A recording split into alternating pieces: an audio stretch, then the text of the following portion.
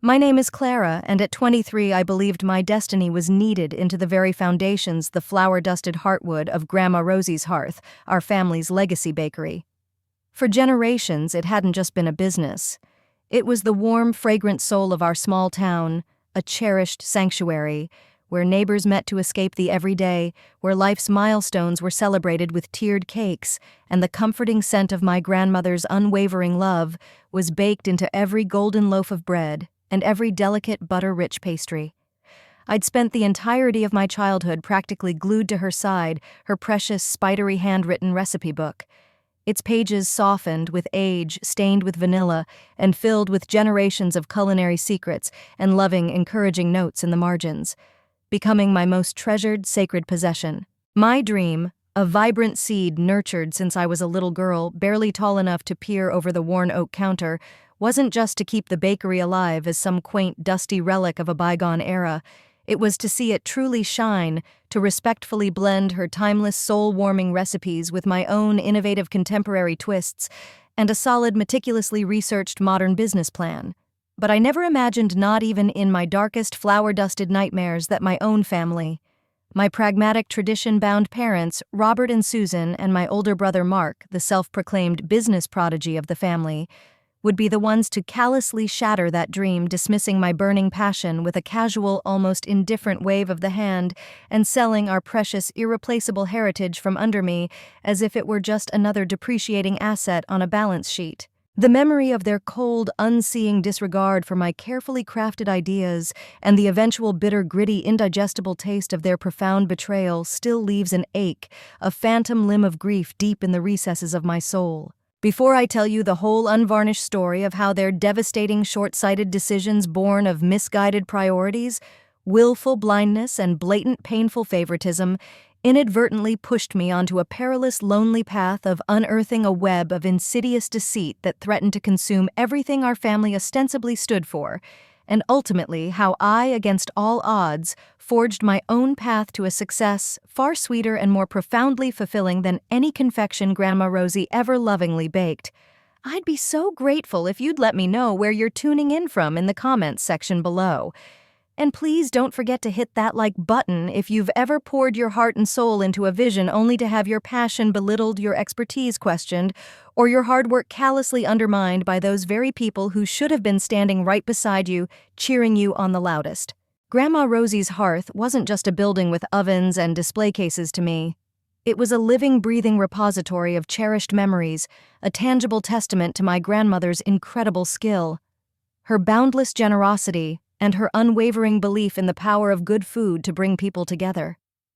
I could still hear the echo of her gentle laughter and the rhythmic thump of dough on the old wooden board, smell the phantom scent of her famous Sunday morning cinnamon swirls, a recipe so secret she only ever whispered it to me.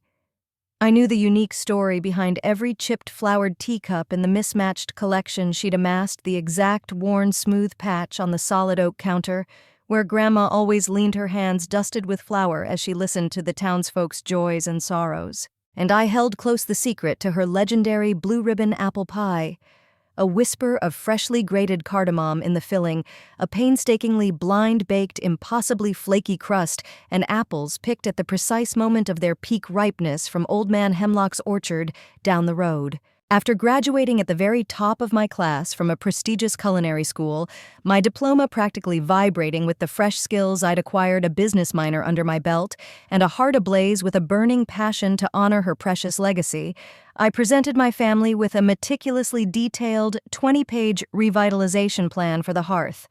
It was a labor of love, weeks of sleepless nights, and fervent research. The hearth, beloved as it was by the older generation, was undeniably painfully struggling. Its old-world charm was fading, becoming merely old under a layer of outdated business practices, peeling paint in the dining area, and a stubborn, almost fearful resistance to even the smallest of modernizing changes. A decline ironically and frustratingly accelerated by some of Mark's previous, brilliant, but catastrophically ill-conceived marketing attempts, like the disastrous Techno Tuesday disco-themed bread sale that had alienated our most loyal elderly regulars. My plan was comprehensive, yet respectful.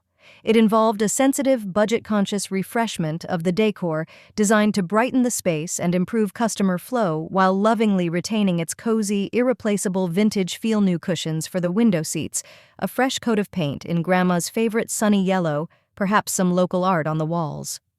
I proposed a carefully curated menu update, keeping all of Grandma's cherished, time-honored classics, like her cinnamon swirls, her dense, flavorful rye bread, and her legendary chicken pot pies, but also introducing a rotating selection of my own contemporary creations.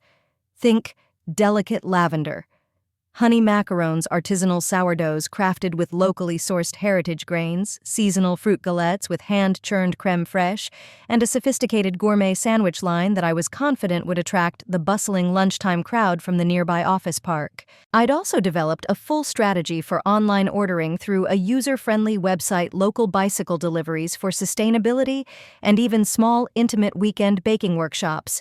Need to know with Clara, to re-engage the community and share the joy of baking.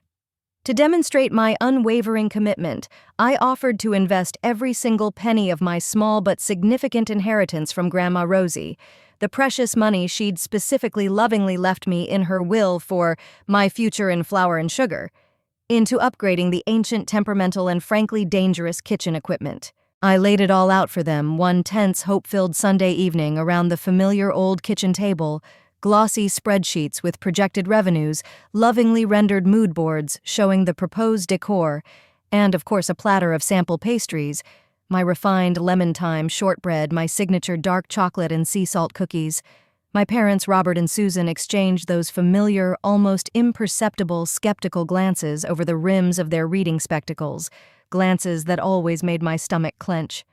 "That all sounds very ambitious, Clara dear," Mom finally said. Her smile strained her tone, making ambitious sound like a synonym for foolhardy.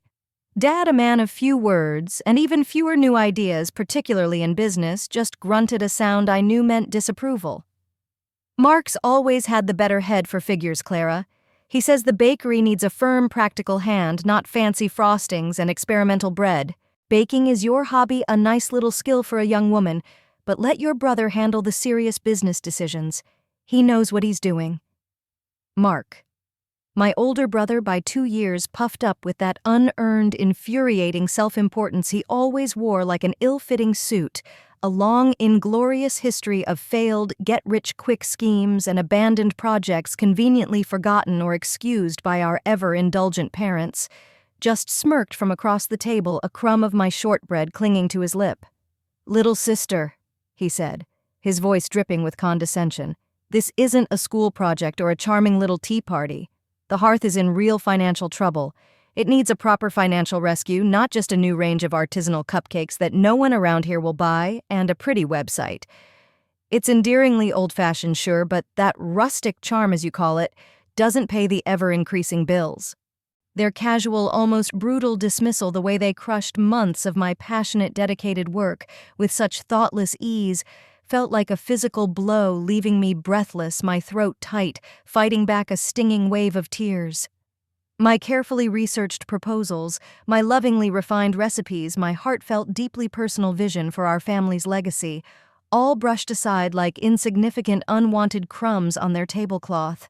Instead of even considering my meticulously crafted plan, Mark, with an air of grave self-congratulatory importance, brought home Mr. Alistair Thorne a few short weeks later. Thorne was a man whose bespoke suits were too slick by half his smile, too practiced and insincere his promises, too grand and too vague. Mark introduced him with a flourish as a savior investor, a seasoned worldly businessman who instantly understood the unique untapped value of cherished legacy establishments like ours. Thorne, in a deep, resonant voice, spoke eloquently and at length of his profound respect for the bakery's rich heritage, of his desire to polish it like a hidden gem, while simultaneously injecting what he termed shrewd, decisively modern business acumen. He proposed buying Grandma Rosie's hearth, outright painting a rosy picture of how this would secure my parents' long-awaited worry-free retirement, and even provide Mark with a significant hands-on management role to boldly steer the hearth into the prosperous 21st century.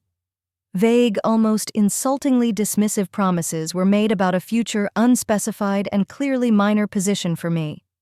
Once things had settled down, and the new operational structure was firmly in place, my parents, worn down by the bakery's genuine mounting financial struggles, many of which I harbored a growing suspicion were either directly caused or significantly exacerbated by Mark's prior poor advice and their own stubborn refusal to adapt to changing times, and utterly dazzled by Thorne's smooth confidence and Mark's enthusiastic, almost desperate endorsement, agreed to the sale with a haste that sent icy shivers of dread cascading down my spine.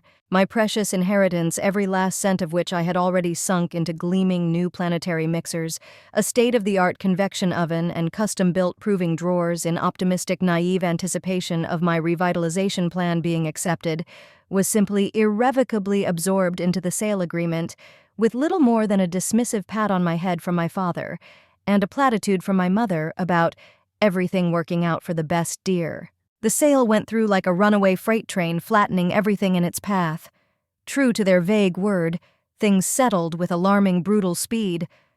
I was settled right out the door, my well-worn keys to the bakery suddenly, jarringly obsolete.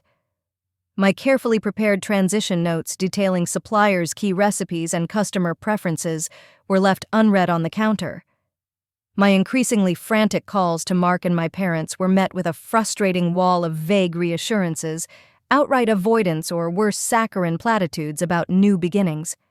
Then came the ultimate soul-crushing insult. I walked past the newly garishly rebranded Rosie's Daily Bites, its once charming facade now painted a hideous shade of corporate teal, and saw rows of sad, pale, unappetizing pastries in the window. They were cheap, clearly mass-produced imitations made with inferior, tasteless ingredients, yet unmistakably, sickeningly based on my painstakingly refined versions of Grandma Rosie's most cherished recipes. The unique, delicate, and harmonious balance of freshly ground cardamom and vibrant orange zest in the morning buns I had spent months perfecting, the subtle, ethereal lavender and lemon infusion in the buttery shortbread that had become my acknowledged signature. Precious innovations I'd poured countless sleepless nights into poring over Grandma Rosie's treasured notes and my own well-thumbed culinary textbooks were being churned out by disinterested employees, their delicate essence lost their quality, utterly butchered, their spirit extinguished. The very heart and soul of Grandma Rosie's hearth wasn't just broken, it was being systematically, cynically ripped out, crudely repackaged, and replaced with something cheap, vulgar, and utterly soulless. I stood there on the familiar pavement, tears streaming down my face, heartbroken, jobless, suddenly a pariah in my own family's cherished legacy, feeling as if my grandmother's beautiful spirit and my own carefully nurtured future had been callously stolen, defiled, and put on a deeply discounted clearance sale. The "for sale" sign on my dreams was now glaringly, painfully, irrevocably clear, hammered in by the very hands I'd once trusted with all my innocent heart. The months that followed were a desolate, featureless landscape of profound grief, a simmering, impotent anger, and the cloying, inescapable scent of artificial vanilla and burnt coffee that seemed to permeate my very being. I had to swallow my pride, a jagged, bitter pill, tuck away my culinary dreams like a pressed, faded flower, and take a soul-crushing, mind-numbing job as a morning shift barista at Brouhaha, a generic, brightly lit chain coffee shop located near the interstate highway, just to make ends meet and cover the rent on my tiny, cheerless one-room apartment. The forced plastic cheerfulness, the endless robotic "have a nice days" chirped to a stream of anonymous strangers, the depressing scent of stale, pre-ground coffee and sugary, mass-produced muffins wrapped in cellophane. It was a constant, brutal reminder of the fragrant, loving, authentic haven I'd lost, a daily, undeserved penance for a crime I hadn't committed. One particularly demeaning Tuesday, my manager, a surly man with a comb-over, berated me in front of a line of customers for not upselling enough pumpkin spice syrup.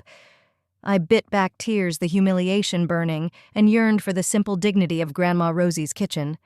But even as I frothed milk with a mechanical, joyless precision and plastered on a customer service smile that never quite reached my tired, haunted eyes, a persistent, uneasy seed of suspicion, a tiny, unkillable weed, began to take root and grow in the barren soil of my despair. Mark, who'd always been notoriously careless with money, perpetually between ventures and constantly borrowing from our parents, was suddenly inexplicably sporting expensive, flashy designer watches, driving a brand-new sports car, a garish red convertible of all things, and frequently seen dining at the city's most exclusive high-end restaurants with the ever-elusive Mr. Thorne. Meanwhile, Rosie's Daily Bites, despite an initial aggressive flurry of slick PR discount coupons and improbable promises of artisanal quality at everyday prices, was visibly rapidly declining. Friends, former loyal customers of the Hearth who had ventured into the rebranded establishment out of curiosity or a lingering, misguided loyalty to our family's name, reported back with dismay. Stale, tasteless bread, watery, bitter coffee, disinterested staff, and a generally depressing, soulless atmosphere. Yet bafflingly confusingly, some of my most signature, unique flavor combinations, those little carefully calibrated touches of culinary magic that I had painstakingly developed and documented in the detailed recipe journals I'd foolishly, trustingly left behind at the bakery, were still almost tauntingly discernible in their offerings, albeit as faint, distorted, poorly executed, and often frankly unpleasant echoes. The quality was gone. The passion utterly extinguished the ingredients clearly inferior, but the ghost of my dedicated work, my stolen intellectual property, still lingered like a bad aftertaste. It didn't add up. How could they be failing so spectacularly in execution, yet still have access to my specific, nuanced innovations if Mr. Thorne was truly a legitimate, independent, and experienced operator? One particularly rainy, dreary November afternoon, as I was listlessly wiping down already clean tables at Brouhaha during a lull, a familiar, beloved figure hesitantly approached my counter. It was Mrs. Gable, Grandma Rosie's most loyal and long-serving employee, a woman with flowers seemingly permanently dusted on her sensible, comfortable shoes, and a heart as warm and generous as a freshly baked, oversized country loaf. She'd been like a second grandmother to me throughout my childhood, patiently teaching me how to properly knead dough when I was barely tall enough to reach the vast wooden counter, sharing stories of Grandma Rosie in her youth. She, too, along with most of the other experienced long-term staff, had been unceremoniously cruelly let go after the sale deemed surplus to modern requirements by the new indifferent management. Her kind, wrinkled eyes, usually sparkling with good humor, were deeply troubled. "Clara, dear," she said, her voice low and conspiratorial as she leaned in her hand briefly reassuringly covering mine on the counter. "I don't mean to alarm you, my love, but something isn't right. Not right at all at the old place. That Mr. Thorne, he's hardly ever there, a ghost in his own business. And Mark? Well, your brother, he struts around like he owns the blessed joint, barking orders and flashing money. But I've heard from my old friends still in the supply chain, poor Betty from the dairy and old Tom who delivers the specialty flowers, that the bills aren't being paid on time, some not at all, and good experienced staff, the ones who knew Grandma's ways, are leaving in droves or being pushed out." She'd heard troubling whispers in the community, seen suspicious late-night activities from her sitting room window, which conveniently overlooked the bakery's back alley and delivery entrance. Little incongruous details that made her deeply uneasy. Her words, spoken with such genuine, heartfelt concern, validated my own gnawing, formless doubts and instantly transformed them into active, focused suspicion.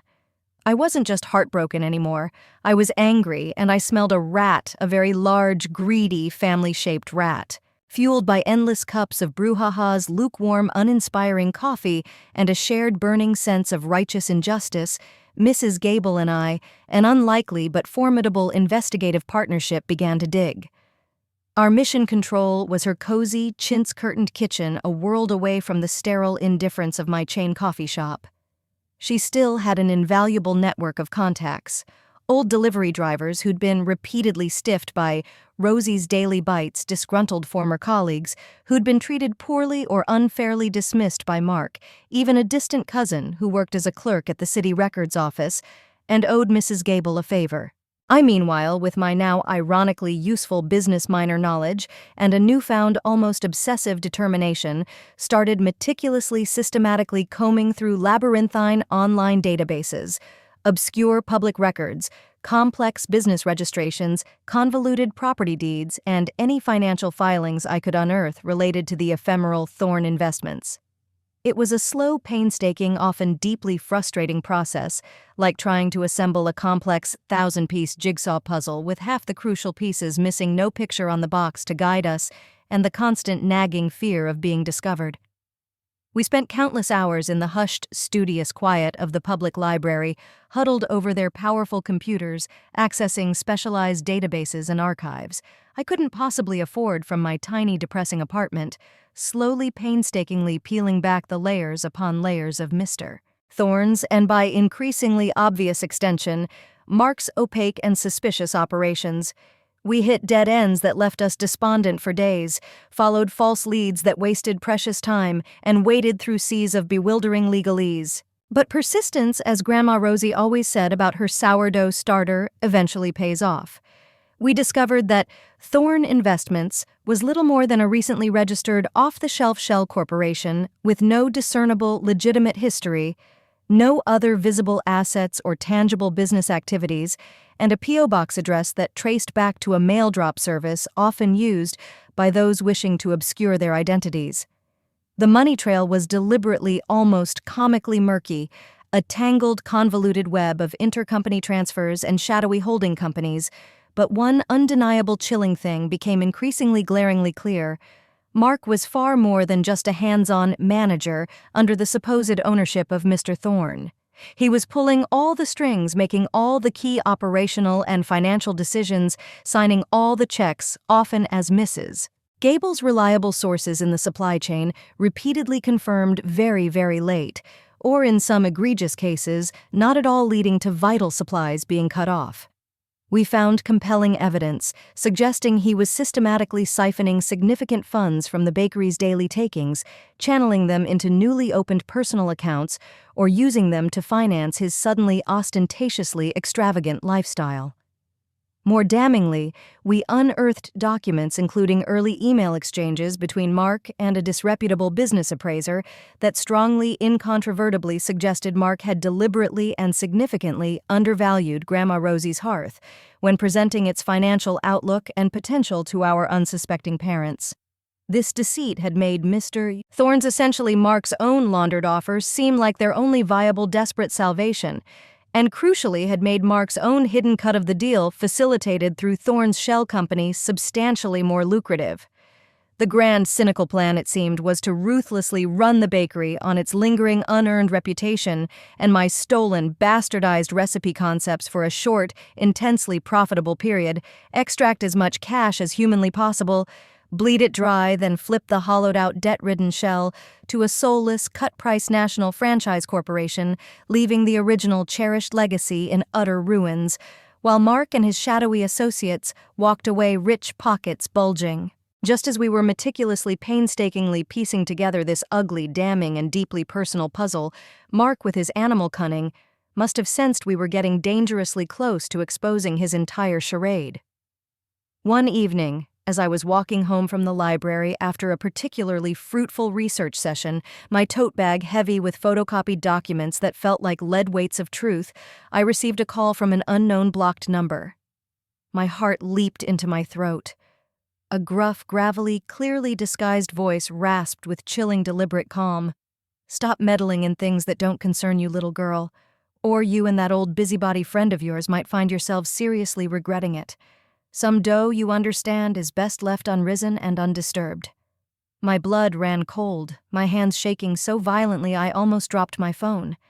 The threat was unmistakable, personal, and terrifyingly real.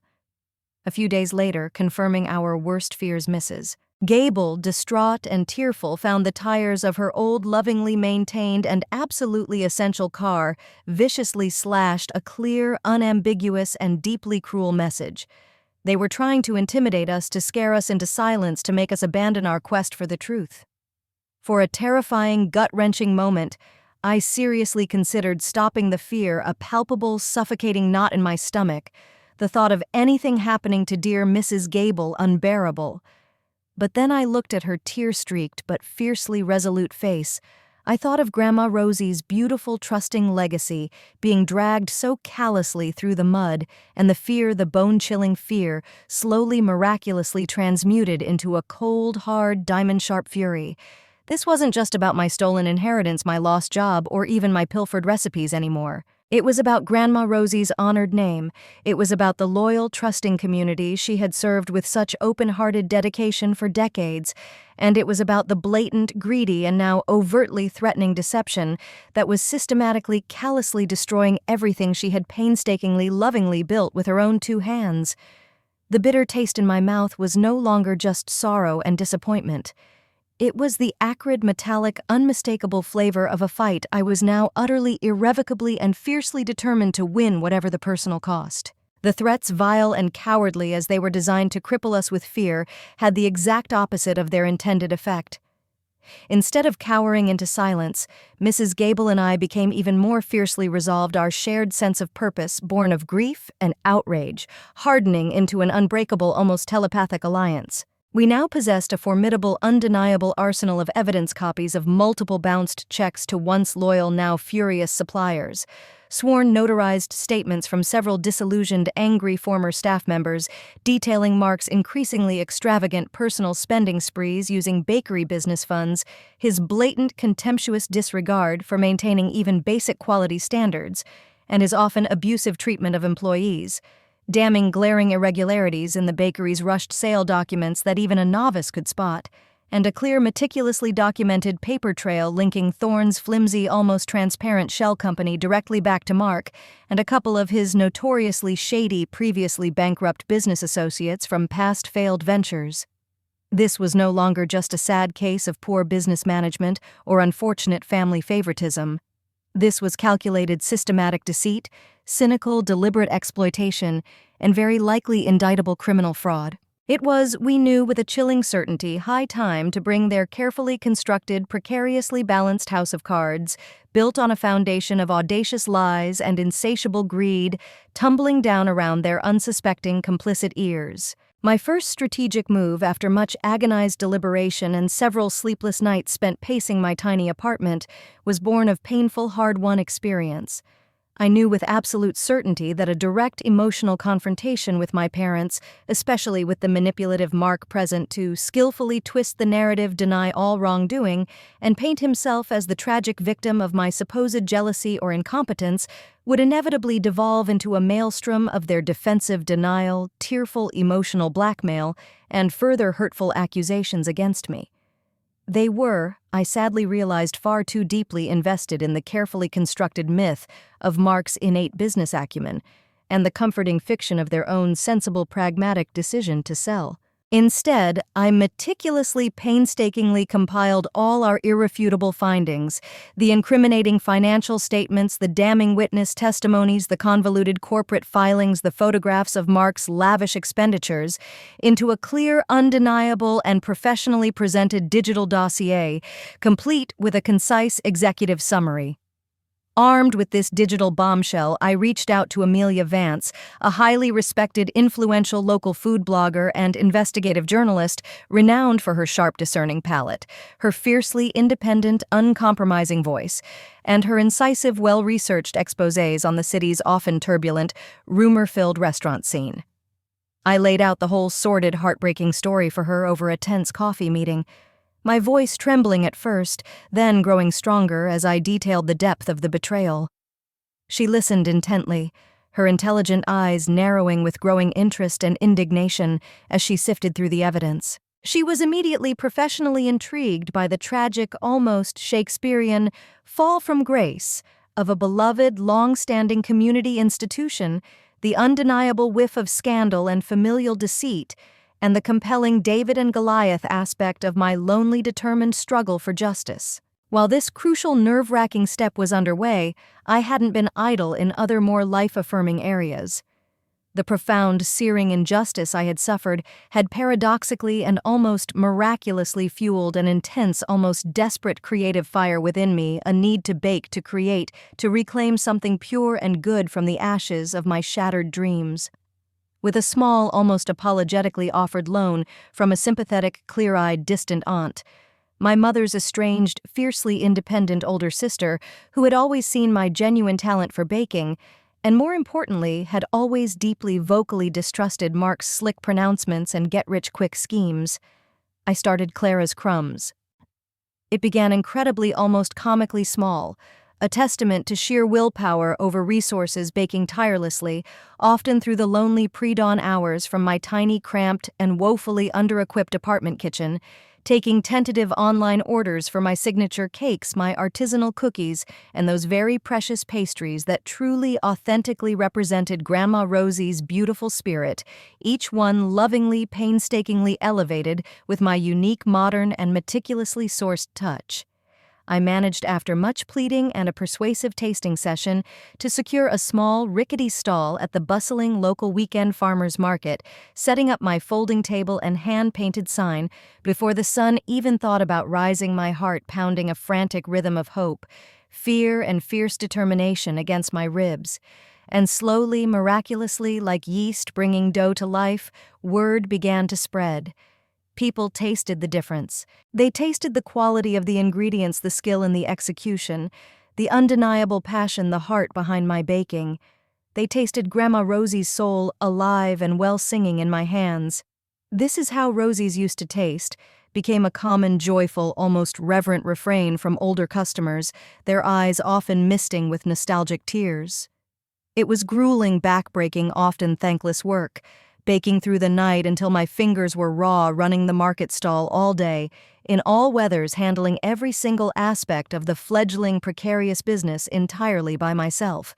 But every genuine, delighted smile from a satisfied customer, every returning, eager face specifically seeking out Clara's Crumbs, every whispered compliment about the quality and authenticity was a precious, hard-won, deeply nourishing victory, a small, potent balm to my still raw and wounded spirit. Amelia Vance's explosive exposé on the scandalous happenings at Rosie's Daily Bites, published prominently on her widely read, influential blog, and immediately picked up by several local news outlets and social media influencers, landed like a culinary bombshell in our quiet town.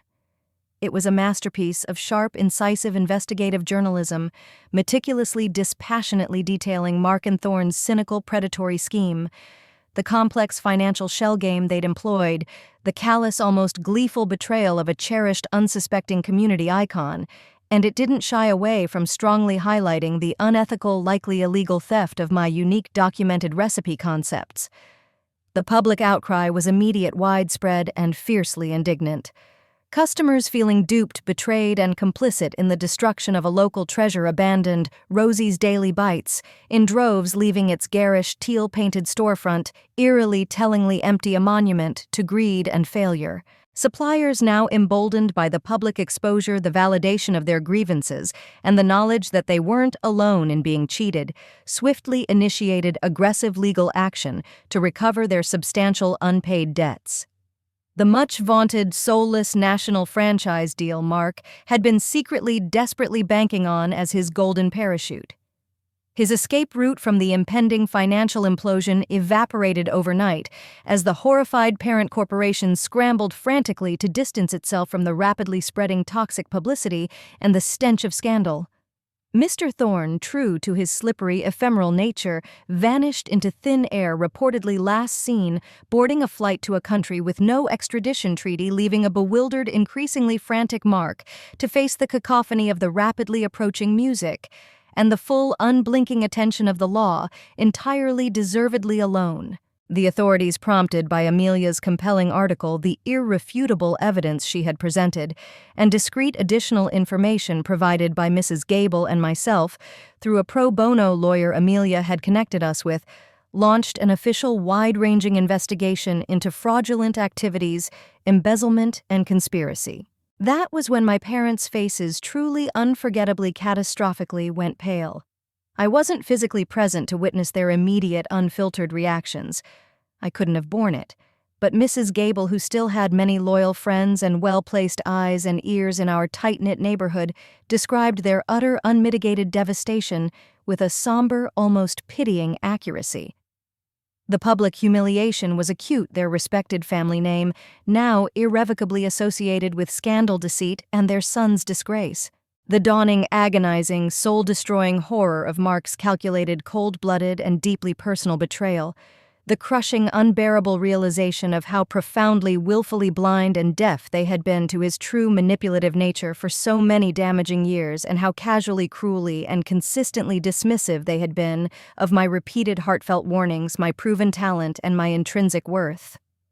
It was by all accounts a brutal, public, and deeply shaming reckoning.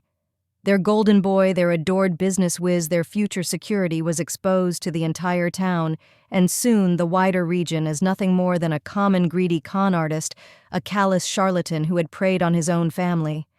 And the quiet hobbyist daughter they'd so easily, carelessly dismissed, the one whose heart they had so casually, carelessly broken, was the only one who had truly understood, cherished, and ultimately fought to protect their family's most precious, irreplaceable legacy. As Mark's flimsy, ill-gotten empire of lies spectacularly satisfyingly crumbled under the combined weight of public scorn, mounting legal pressures, and his own desperate failed attempts to deflect blame, Clara's crumbs began to flourish beyond my wildest, most optimistic dreams. Amelia Vance, in a widely shared laudatory follow-up piece, passionately championed my little honest venture as the true, resilient, and authentic torchbearer of Grandma Rosie's beautiful spirit and timeless baking artistry. Orders poured in, overwhelming my tiny apartment kitchen to the point of delightful absurdity. Established local cafes eager to offer genuinely high-quality, locally sourced baked goods to their discerning clientele approached me with lucrative proposals to stock my products. And then the offer that changed everything: an ethical, community-minded local investor, a successful businesswoman who had known and deeply admired Grandma Rosie for decades, and who was genuinely, profoundly impressed by my undeniable talent, my proven resilience, and my sound original business plan, the very same one I'd so hopefully presented to my parents all those months ago, offered me a generous, fair partnership to open a proper, charming, beautifully appointed storefront in a prime downtown location just a few blocks from where Grandma Rosie's hearth had once stood. The delicious, almost poetic irony was almost too much to savor my burgeoning, hard-won success was being built piece by piece on the very bedrock principles Mark had so arrogantly, systematically scorned: uncompromising quality, unwavering integrity, genuine community connection, and a deep, abiding, almost sacred passion for the craft. My parents, humbled, heartbroken, visibly aged by the public ordeal, and stripped of their illusions, eventually hesitantly reached out requesting a meeting. The ensuing conversation, held in the neutral territory of a quiet corner in a nondescript local diner, was stiff, awkward, and punctuated by long, almost unbearable silences. My father, his usual bluster and authoritative demeanor entirely gone, his shoulders slumped in what looked like genuine defeat, mumbled barely coherent, fragmented apologies for his lack of foresight. My mother, her eyes red-rimmed and swollen, her face etched with a new, unfamiliar sadness, cried softly into a crumpled tissue, finally painfully acknowledging the staggering depth of their collective misjudgment. "We were so wrong, Clara," she whispered, her voice thick with unshed tears and a shame that seemed to consume her. "So terribly, unforgivably wrong. We simply didn't want to see what was right in front of us. We failed you. We failed Rosie." Forgiveness, I knew with a clarity that was both painful and liberating, wouldn't come easily if it ever truly fully could. The wounds they had inflicted were too deep, the betrayal too fundamental, too personal. I told them calmly, but with an unshakable firmness that surprised even myself, that any future relationship, any semblance of genuine reconciliation, would require far more than just tearful, belated apologies.